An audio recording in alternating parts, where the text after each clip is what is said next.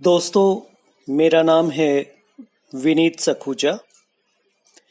मैं आपके लिए कहानियों की श्रृंखला लेकर आया हूं, जिसको मैंने नाम दिया है किरदार हम जैसे। ये कहानियां विभिन्न लेखकों ने अपनी कलम से लिखी हैं, जिन्हें मैं आपके सामने बिना परिवर्तन के सिर्फ अपनी आवाज में प्रस्तुत करूंगा। आशा करता हूं ये कहानियां आपको पसंद आएंगी। किरदार हम जैसे में आपका स्वागत है। दोस्तों, आज की कहानी का टाइटल है पापा का वो महंगा स्टील वाला पेन। इस कहानी को लिखा है श्री जगजीत कालरा जी ने। पापा को गए अब 5 साल से भी ज्यादा हो गए हैं, पर लगता है मानो जैसे अभी कल ही की बात है। हॉस्पिटल के आईसीयू के एक बेड पर पापा का बेजान जिस्म पड़ा था। हमें बताया गया था कि अभी 10 मिनट पहले ही वो हमको छोड़कर चले गए। उस समय मैं जार जार रोते हुए ड्यूटी डॉक्टर से कह रहा था कि वो फौरन आई हॉस्पिटल में फोन करके वहां के स्टाफ को बुलाकर पापा की आंखें डोनेट करने में मेरी मदद करें। पूरे घर को मालूम था कि पापा ने अपनी आंखें दान करने का फैसला किया था, और हम सभी को हिदायत दी थी कि उनके मरने के बाद फौरन आई हॉस्पिटल के डॉक्टरों को बुलाकर उनकी आंखें दान कर दी जाएं। पर पता नहीं क्यों ड्यूटी डॉक्टर को मेरा यह प्रस्ताव पसंद नहीं आ रहा था, और वो यहां तहां के बहाने मारने में लग गया था। 2-3 घंटे उन्हें आने में लग जाएंगे, फिर 3-4 घंटों का प्रोसीजर है, शाम यहीं हो जाएगी, कब संस्कार करोगे, वगैरह वगैरह वगैरह। इस दुख की घड़ी में भी मुझे बहुत हैरत थी कि आखिर क्यों पापा की आंखों को डोनेट करने से मना किया जा रहा है। मैंने तब गूगल से नंबर लेकर खुद ही आई हॉस्पिटल फोन किया और उनके कहने पर उनकी ड्यूटी डॉक्टर से बात करवाई। मेरे सामने ही उस ड्यूटी डॉक्टर ने जाने उनसे अपनी डॉक्टरी भाषा में क्या कहा कि वो सुनते ही आई हॉस्पिटल के डॉक्टरों के भी सुर बदल गए। हमें बहुत गर्व है कि आपने इस दुख की घड़ी में भी ये फैसला लिया, पर आपके पिताजी का जिस बीमारी से इंतकाल हुआ है उसमें आंखें डोनेट नहीं की जा सकती। पापा का लिवर डैमेज हुआ था और फिर 15 दिन के उनके आईसीयू प्रवास में शरीर के सारे अंग एक एक करके जवाब दे गए थे। मल्टीपल ऑर्गन फेलियर का नाम दिया गया था इसको, पर डॉक्टरी का काखा भी मालूम ना होते हुए भी पता था कि हमें घुट्टी में कुछ और ही पिलाया जा रहा है। ये तो बहुत बाद में पता चला था कि पापा की सांसें तो एक दिन पहले ही टूट चुकी थीं और वेंटिलेटर पर चल रही उनकी छाती की ही हम उनकी सांसें मानकर उनके लिए प्रार्थना में लगे हुए थे। और जब तक पापा को मृत घोषित किया था, तब तक उनकी आंखें डोनेट करने लायक ही नहीं बची थी। खैर, पापा की वह इच्छा हम नहीं पूरी कर सके थे। हमारा कोई कसूर भी नहीं था, पर पापा के होते उनकी कोई बात पूरी ना हो, ये पूरे घर में कोई सोच भी नहीं सकता था। पापा अपने आप में एक पूरी मिलिट्री थे। सख्त, अनुशासन प्रिय, समय के पाबंद, असूलों के पक्के, जुबान के साफ। किसी भी तरह की हेराफेरी या झूठ बर्दाश्त नहीं होता था। सफाई पसंद इतने कि मजाल है कि हमारे पूरे घर में कहीं एक कतरा भी गंध मिल जाए। सारे का सारा सामान बिल्कुल तरतीब से चाहिए था उन्हें। रात को लाइट जाने पर हम बिना मोमबत्ती के भी घर के किसी भी कोने से कोई भी सामान बड़े आराम से ला सकते थे। हमें समझाने के लिए उन्हें कुछ कहने की जरूरत नहीं पड़ती थी। उनके एक बार घूर के देखने भर से हम पूरे के पूरे ग्रंथ का सार जान लेते थे, और अगर कभी उनके कहने से नहीं चले तो पता नहीं कब एक झन्नाटेदार हाथ पड़ता था गाल पर, और फिर न जाने कितने ही समय तक आंखों के आगे भिन्न भिन्न तरह की चिड़ियां घूमती रहती थी। सच्चाई और उसूलों के लिए किसी भी बड़े से भिड़ जाना उनकी फितरत भी थी और बाएं हाथ का काम भी। उनके आने से 1 घंटा पहले से ही मम्मी हमको धमकाना शुरू कर देती थी, आने दो पापा को, बताती हूं। और इतना सुनते ही हम अपनी किताबें खोलकर पढ़ना शुरू कर देते थे। सन्नाटा इतना कि मानो कर्फ्यू लगा हो। पर कितने भी सख्त क्यों ना थे, अपने बच्चों का भला देखने में सचमुच में भगवान थे। एक ही कमरे के बहुत छोटे से घर में हम सब रहते थे। पापा की कमाई भी इतनी नहीं थी कि हम अपने शौक पूरे कर पाते। बस जरूरतें ही किसी तरह से मुश्किल से मुकम्मल होती थी। मेरे बड़े होने पर मेरे कपड़े मेरे छोटे भाई को पहनाए जाते। मेरी किताबें 2 साल के बाद उसी के काम आती। पर पापा ने कभी भी पैसों की कमी को हमारी पढ़ाई में, हमारी परवरिश में आड़े नहीं आने दिया। उनको पता लगने की देर होती थी कि हमें किसी कॉपी किताब या फिर कुछ सामान की जरूरत है, और वो हमारे बिना कुछ कहे ही अगले ही दिन हमारे पास होता था। हमारे घर में तब टीवी नहीं था और गली में बहुत गिने चुने लोगों को यह मयस्सर था, और हम पड़ोसियों के घर चित्रहार या हफ्ते की फिल्म देखने चले जाते थे।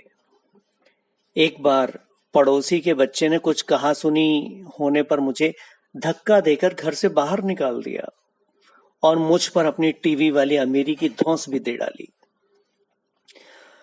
मेरी रोते रोते हिचकियां बंध चुकी थीं। पापा जैसे ही घर आए, मैं उनसे लिपट कर रो रहा था। पापा, क्या हम गरीब हैं? क्या हम सचमुच में गरीब हैं? पापा तब तो कुछ नहीं बोले थे, पर मुझे याद है कि 24 घंटों के अंदर ही अंदर हमारे घर की छत पर टीवी का एंटीना लग रहा था। ये सब कैसे हुआ, किस तरह हुआ, ये सिर्फ पापा ही जानते थे। पापा हमारे सुपरमैन थे, हीरो थे। समझाते थे कि झूठ मत बोलो, बड़ों की इज्जत करो, किसी का हक मत मारो।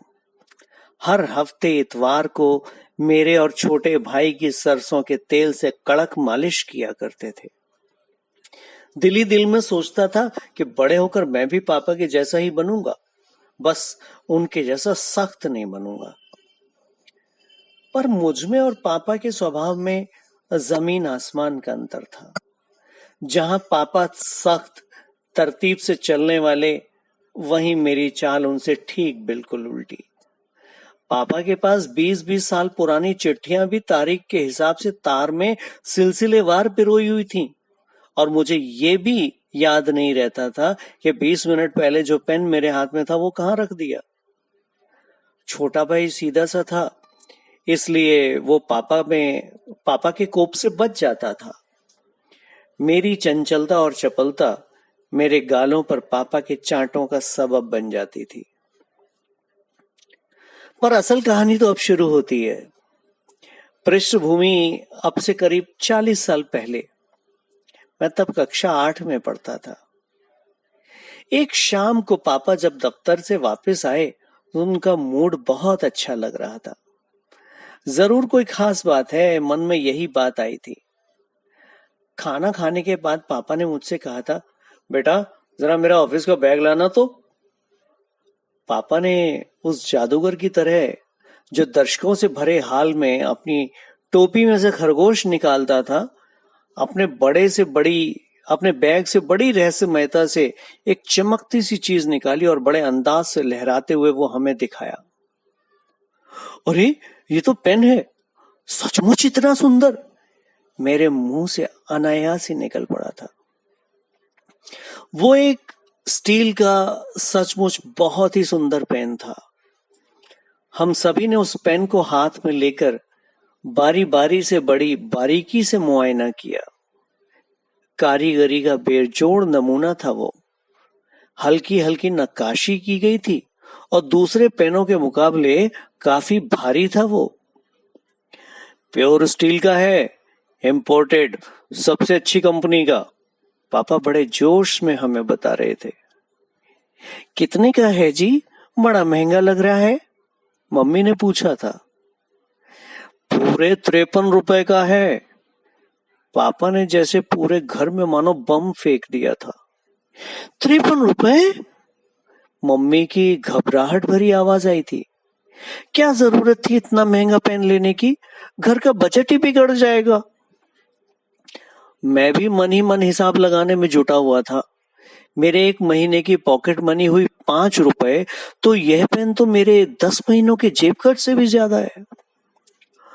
कोई बजट नहीं बिगड़ेगा, अब पापा बोले थे।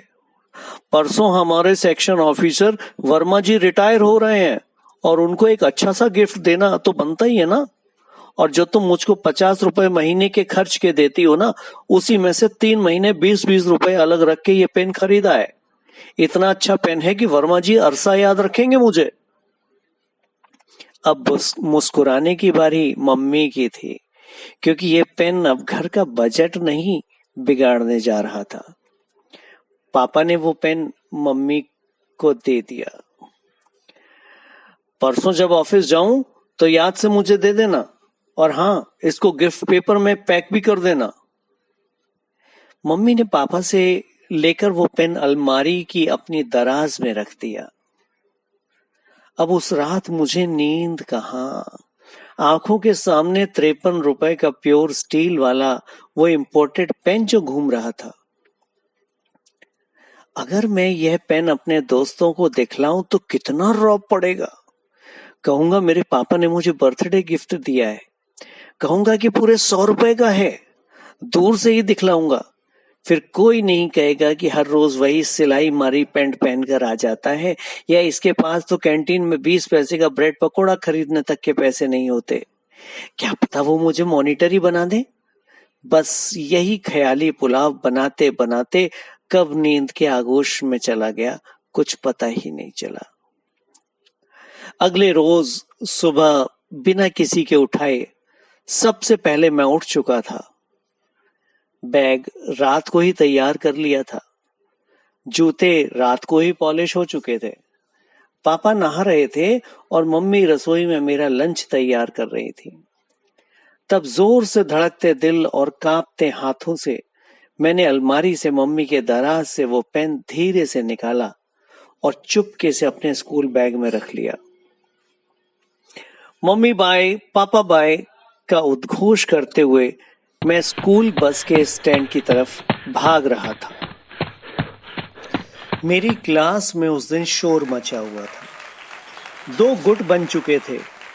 एक मेरी तरफ, जो बार बार उस पेन को छूकर पकड़कर देख रहे थे और उसकी तारीफ कर रहे थे। दूसरा गुट उन बच्चों का था जिनके पिता बड़े बड़े अफसर लगे थे, अमीर थे और जिन्हें अपना रुतबा झाड़ने में मजा आता था। क्योंकि मैं उनकी अमीरी की धौंस में आकर उनकी जी हुजूरी नहीं करता था, तो इसलिए उनकी आंखों में कांटे की तरह चुभता था। मेरे इस पेन ने उनके अहंकार को बहुत बड़ी चोट पहुंचाई थी, लिहाजा मेरा पेन उन्हें तो बिल्कुल नहीं सुहाना था।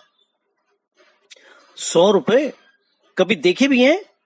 ऐसे पेन तो 5-5 रुपए में धक्के खा रहे होते हैं। इससे अच्छे तो 5-6 पेन तो मेरे स्टोर में ही पड़े हैं। दूसरे गुट का सरगना बोला था। मुझे आग लग गई थी। अबे भिखारी की औलाद, कभी देखा भी है ऐसा पेन? तेरे पापा तो महीने में इतना भी न कमाते होंगे, तभी 5-5 रुपए के पेन लाकर रखता है। मेरे पेन ने मुझे एक अरसे से दबी भड़ास निकालने का मौका और हिम्मत दोनों एक ही झटके में दे दी थी। बस इतना कहते ही जंग शुरू हो चुकी थी। हम दोनों गुत्थम गुत्था होकर जमीन पर लौट रहे थे। घूंसे, लातें, सब कुछ चल रहा था। शोर मच चुका था।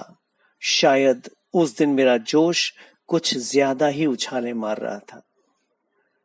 थोड़ी देर के बाद ही दूसरे दल के सरगना ने हाथ खड़े कर लिए थे। आज ये मेरी नहीं, मेरे पेन की जीत थी।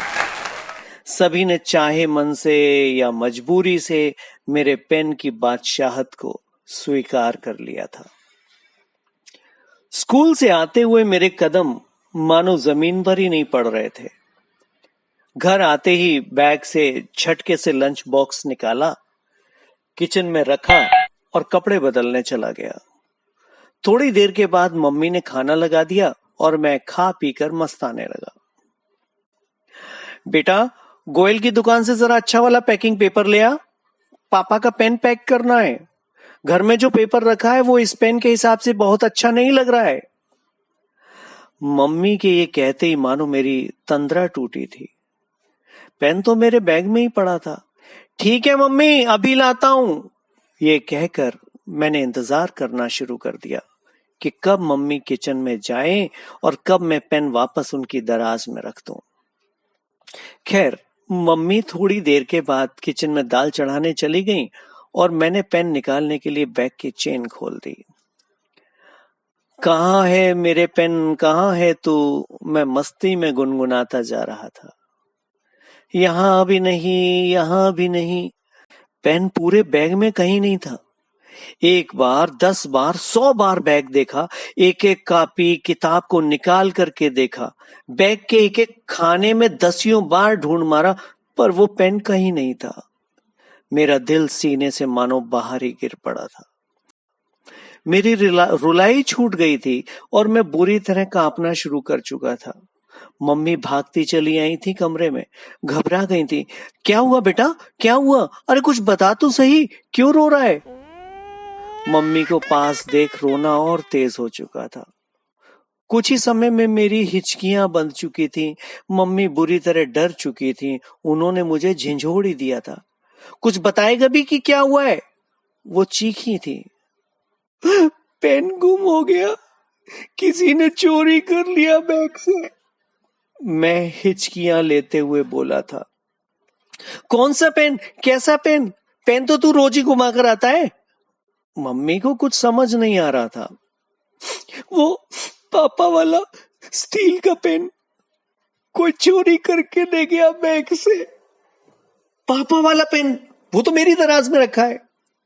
मम्मी को शायद अभी भी कुछ समझ नहीं आ रहा था और फिर अचानक ही जैसे वो सब समझ गई। उनकी आंखें फैल गई थी, मुंह खुले का खुला रह गया था। भागकर वो अलमारी तक गई थी और दराज में वो पेन ना पाकर मानो उनको लकवा सा मार गया था। तू पेन मेरी दराज से निकालकर स्कूल ले गया था और गुम कर लाया? मम्मी ने खींच कर दिया था एक मेरे गाल पर। अब क्या होगा? पापा तो अभी शाम को घर आते ही होंगे, उन्होंने तो कल गिफ्ट करना था उसे। मम्मी के चेहरे पर डर और घबराहट साफ नजर आने लगा था।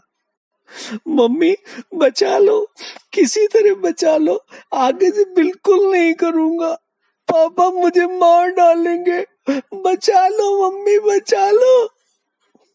मैं लगातार रोता जा रहा था। मम्मी के चेहरे पर भी पसीना साफ झलकने लगा था और वो भी बेहद तनावग्रस्त हो गई थी। ये अच्छा नहीं हुआ, 3 महीने पैसे बचाकर वो पेन खरीदा था, आज तो भगवान का ही आसरा है। उनकी बात सुनकर मेरा रोना और भी ऊंचा हो गया था। तभी मम्मी को न जाने क्या सूझा कि वो फौरन किचन में चली गई। थोड़ी देर बाद दालों के डब्बों के खुलने और बंद होने की आवाज आती रही और जब वापस आई थी तो उनके हाथ में 10-10 और 5-5 के कुछ नोट दबे थे। उन्होंने फौरन चप्पल पहनी और मेरा हाथ पकड़कर घर से बाहर घसीटते ही ले चली। घर के पास वाली मार्केट में जितनी भी स्टेशनरी की दुकानें थीं, सभी से बारी बारी जाकर उस पेन के बारे में पूछा। बहन जी, इस मार्केट में 53 रुपए वाला पेन कौन रखेगा? और यहाँ इंपोर्टेड पेन कोई रखता भी नहीं है। यह तो आपको कनॉट प्लेस या नई सड़क में ही मिल सकता है। दुकानदारों का जवाब लगभग एक जैसा ही था। मम्मी के चेहरे पर परेशानी की लकीरें गहरी होती जा रही थीं। आखिर में हमें बैरंगी वापस लौटना पड़ा। मेरी हालत कसाई घर की तरफ जाते उस बकरे की तरह थी जिसे बहुत अच्छी तरह से मालूम था कि अब उसके साथ क्या होने वाला है। पापा के घर में घुसते ही मम्मी ने उनको हमेशा की तरह पानी दिया और फिर पापा रोज की तरह चाय पीते पीते मम्मी को अपने पूरे दिन की रिपोर्ट देने लगे थे। कल मैं दफ्तर से आते लेट हो जाऊंगा, वर्मा जी की पार्टी शुरू ही 5 बजे होगी। पापा के इतना कहते ही मेरे कान लाल हो चुके थे। पता था कि अब कयामत की घड़ी आ चुकी है। आंखों से आंसू फिर से गिरने लगे थे और चेहरे के आगे किताब रखी होने से दोनों को पता ही नहीं चला था। एक बात कहनी है, अगर बुरा न मानो तो। मम्मी ने बात शुरू कर ही दी थी। हाँ बोलो। पापा मम्मी के चेहरे को देखते ही समझ गए थे कि बात कुछ गंभीर है। देखो, नाराज मत होना। अपने बेटे से गलती हो गई है, बच्चा ही तो है। मम्मी ने भूमिका बांधनी शुरू की ही थी, पर पापा तो पापा थे, बिना किसी लाग लपेट के सीधी सच्ची बात सुनने के आदी। घुमा फिरा के नहीं, सीधे शब्दों में बोलो। कहते हुए पापा ने मुझे देखा था। उनकी आवाज से ही मेरी हालत पतली हो चुकी थी। आपका वो स्टील वाला पेन इससे गुम हो गया है। गलती से स्कूल ले गया था, किसी ने बैग से निकाल लिया। इसकी गलती नहीं थी वो तो। मम्मी अपना पूरा जोर लगा रही थी। पापा ने सिर्फ हाथ उठाकर मम्मी को बोलने से रोक दिया था और मेरी तरफ सर्द नजरों से मुझे देखा था। बांध टूट चुका था। मेरा फिर से बहुत जोर से रोना छूट चुका था। पापा के एक इशारे पे मैं उनसे पड़ने वाले थप्पड़ों की जड़ी के दायरे में आ चुका था। क्यों लेकर गए थे? क्या जरूरत पड़ गई थी? सच, सिर्फ सच। पापा, स्कूल में बच्चे मेरा मजाक उड़ाते हैं, गरीब कहते हैं, बुली करते हैं। बच्चों को दिखाना चाहता था कि हम भी अमीर हैं, हमारे पास भी पैसे हैं, हमारे पास भी महंगा पेन है। मेरी आंखें जमीन में ही गड़ी हुई थी।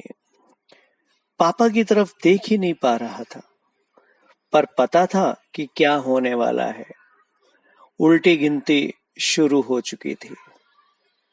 आश्चर्यजनक रूप से कमरे में सन्नाटा छाया हुआ था। ऐसा कभी हमारे घर में पहले नहीं हुआ था। साफ था कि यह तूफान से पहले की भयंकर शांति है और इस बार तूफान सारे किनारे तोड़ डालने को आमादा था। कनखियों से पापा के हाथ की हरकत देखी थी। पापा का हाथ उठते ही आंखें अपने आप बंद हो चुकी थी। कयामत की वो घड़ी आखिर आ ही गई थी। पर पापा का वो हाथ गाल पर न पड़कर बड़े प्यार से मेरे सिर पर रुक गया था। पापा मेरे सिर पर प्यार से अपना हाथ फेर रहे थे। मैं कुछ समझ नहीं पा रहा था। झन्नाटेदार थप्पड़ तो उस समय की सबसे स्वाभाविक क्रिया थी, जिसके लिए मैं अपने आप को मानसिक और शारीरिक रूप से तैयार कर बैठा था। पर पापा का यह रूप मेरी समझ से बिल्कुल ही बाहर था। मैंने डरते डरते आंखें खोलकर पापा की तरफ देखा था। जिंदगी में पहली और शायद आखिरी बार पापा की आंखों में नमी देखी थी। पापा ने फौरन ये बात भांप ली। जाओ, सो जाओ, आगे से ऐसा ना करना। पापा की आवाज में मैंने ऐसी नरमी कभी नहीं सुनी थी। कठोर नारियल के नीचे मुलायम गिरी थी और फिर अथाह मीठा सागर, यह भी पहली बार ही महसूस हो रहा था। आदमी अपने को चाहे 100 आवरणों के पीछे छिपा ले, पर उसके संस्कार कभी न कभी उसका असली आईना बन ही जाते हैं। बंटवारे के समय का खून खराबा, किसी तरह जान बचा बिल्कुल खाली हाथ हिंदुस्तान पहुंचना, शरणार्थी बनकर दर दर भटकना, कैंप में ही जमीन पर सोना, छोटी सी उम्र में ही 18-18 घंटे अलग अलग काम करके किसी तरह घर के राशन का जुगाड़ बैठाना, अपने उसूलों से कोई भी समझौता न करने की आदत के कारण बड़े बड़े लोगों से झगड़ा मोल ले लेना, कई जगह अपमानित होना और हिम्मत नहीं हारना, कुछ बड़े होने पर काम के साथ पत्राचार से मैट्रिक करना और फिर उर्दू का पेपर देकर एक सरकारी दफ्तर में बाबू की नौकरी पर लग जाना। पापा की जिंदगी और खासकर उनका बचपन बहुत ही सख्त और मुश्किल हालात से गुजरा था और उस कड़वाहट से उनके ऊपर का आवरण बहुत कठोर हो चुका था, जो हम सभी को दिखता था, नजर आता था। पर अंदर ही अंदर उनके दिल में एक दरिया बहता था, उम्मीद का वो दरिया, जिसकी बदौलत वो अपने बच्चों को यानी हमें दुनिया की हर खुशी देना चाहते थे। उनके मन में भी शायद कहीं यह जोर से लालसा बैठी थी कि जो अभाव उन्होंने देखे थे वो उनके बच्चे ना बैठे देखें। शायद उनके दिल के किसी गहरे कोने में छिपी वही मासूम सी ख्वाहिश आज मेरे लिए ढाल का काम कर गई थी। आज सोते समय पापा पर बहुत प्यार आ रहा था। दिल में उनकी इज्जत 7वें आसमान तक जा पहुंची थी। सोते वक्त की प्रार्थना करते समय पापा की सेहत और लंबी उम्र की दुआएं पहले मांगी, पर दिल में बस यही एक अफसोस रह गया था कि कल पापा वर्मा अंकल को पेन नहीं गिफ्ट कर पाएंगे। पर प्लीज रुकिए रुकिए, कहानी में अभी सबसे कमाल का ट्विस्ट तो आया ही नहीं। पापा के लिए दुखी होते जब मैं रात की प्रार्थना खत्म करके बिस्तर पर लेट रहा था, तो पलंग और दीवार के बीच वाली जगह में कुछ अजीब सा दिखाई दिया। गौर से देखा तो मानो मेरी सांस रुक गई, आंखें फटी की फटी रह गईं। मेरे सामने पापा का वो महंगा स्टील वाला पेन पड़ा था। पापा, मम्मी, इधर आओ, जल्दी आओ, मैं खुशी के मारे चीख रहा था। पापा मम्मी दोनों भागते भागते चले आए थे। क्या हुआ? मम्मी परेशान लहजे में चिल्लाई थी। मम्मी ये देखो। मम्मी पापा भी दोनों खिल गए थे उस कीमती स्टील के पेन को देखकर। ये कहां था? तू तो कह रहा था कि स्कूल में गुम कर आया। मम्मी पूछ रही थी। मम्मी मुझे कुछ समझ नहीं आ रहा, मैंने स्कूल में पेन अपने बैग में ही डाला था, घर आया तो कहीं नहीं था। और मैं बोलता ही जा रहा था और फिर अचानक ही सब साफ हो गया था। स्कूल से आने के बाद मैंने जब अपने बैग से लंच बॉक्स निकाला था, तो तभी उसके साथ ये पेन भी बाहर गिरकर बिस्तर के कोने में पहुंच गया था। पापा खुश थे। मम्मी भी उसी समय उसे घर में ही रखे गिफ्ट वाले पेपर में पैक कर रही थी और मैं खुशी के मारे इधर उधर हुए जा रहा था। छोटा भाई इन सब से बेखबर अपनी ही मस्ती में सोया हुआ था। कई बार हम अपने पूरे जीवन किसी व्यक्ति को नहीं पहचान पाते। उसको जांचने का, परखने का पैमाना अपनी सोच से ही निर्धारित कर लेते हैं। कभी कारण सामने नहीं आते या फिर हम खुद ही कारण पता करने की कोशिश नहीं करते और फिर अपने पूर्वाग्रहों के चलते उस व्यक्ति के प्रति एक अलग ही धारणा लेकर चलते हैं और फिर हमारा व्यवहार भी उसके प्रति हमारी सोच के आईने जैसा ही हो जाता है। पर फिर कभी कभी कहीं से लाल परी की जादू की छड़ी के मानिंद एक स्टील का एक बहुत महंगा पेन सामने आ जाता है और वो उस व्यक्ति की एक बिल्कुल ही नई कहानी लिखकर हमारी सोच को एक पल में ही बदल डालता है। उस दिन के बाद भी मैं पापा से बहुत बार पिटा, मार खाई, पर फिर कभी भी उस दिन के बाद मुझे वो मार, वो पिटाई बुरी नहीं लगी, बल्कि मैंने फिर हर बार उनकी मार के बाद अपनी गलती को खोजने की और उसको सुधारने की कोशिश की।